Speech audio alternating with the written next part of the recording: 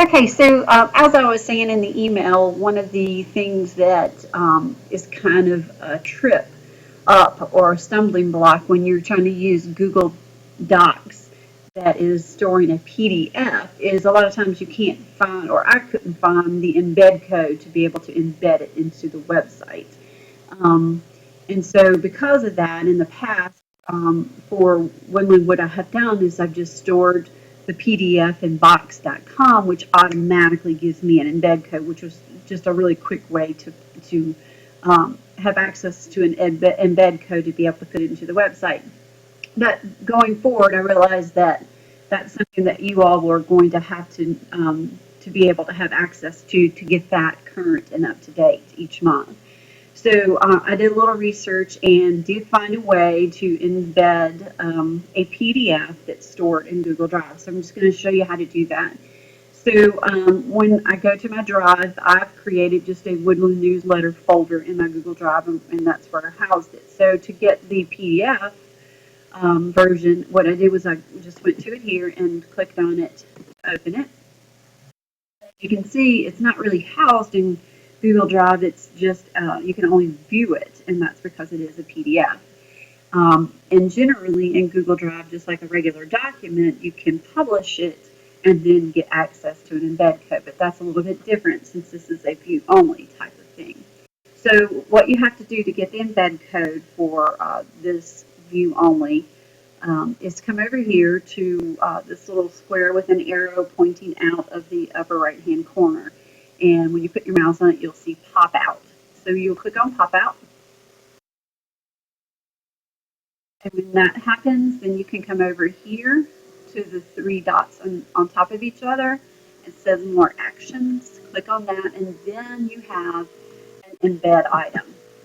So at this point, what you do is click on embed item, and then it will give you the embed code. And I just double click in there so it highlights all of it, and then hit Control C on my laptop on keyboard, and that copies my embed code. Then I go to a new tab, and I then go to Woodland Elementary School's website.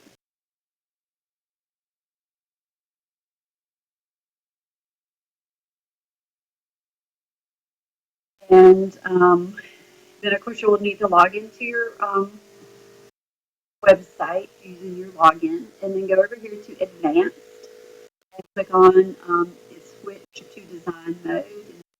And here, so let me see.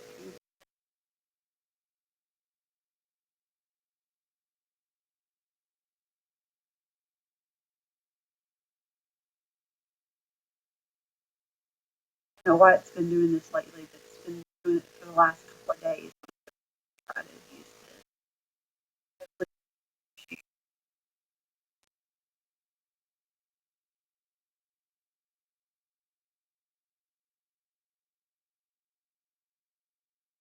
Going now.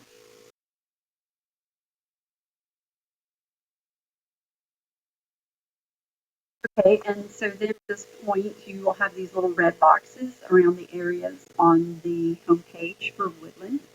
And since this is where I want to place my newsletter, I come up here right above this section, and it gives you another box inside of other boxes. You click on Edit, and when you do, you have the text that's on the page. Now, I've already placed April in, but let's just say this was last month's March. What I would want to do first is to get rid of the old newsletter. So I just click right here in the item that's right below the newsletter and just backspace, I'm sorry, and you can see it gets rid of that. Then I'll look at my page because we're going to go into HTML mode now. And so I see that I want it placed right here between the sentence that says scroll down within the window below, blah, blah, blah, and this accountability. So I want to look for the end of the words of the sentence right before I want to place it. It says Woodland Elementary's January newsletter. So I then go down here to HTML, and I look for those same words. So here it is where I think that the newsletter needs to go. So there's a lot of jargon here. This is code, HTML code. So I'm just going to come here because these marks with the P's in them are usually enter keys. So I'm going to click right above that, and then I'm going to do Control V, and you can see that's the paste, and that's going to paste the embed code for the PDF. After I have done that, then I'm going to come down and I'm going to click Publish so that it will publish the page again with the changes that I've made. And then once I do that, I can scroll down and I can see that the newsletter letter is now placed in there in an embed code. Okay, I hope this makes some kind of sense, and if it doesn't, or if you need some help with it, just let me know. I'll be glad to help you out with it.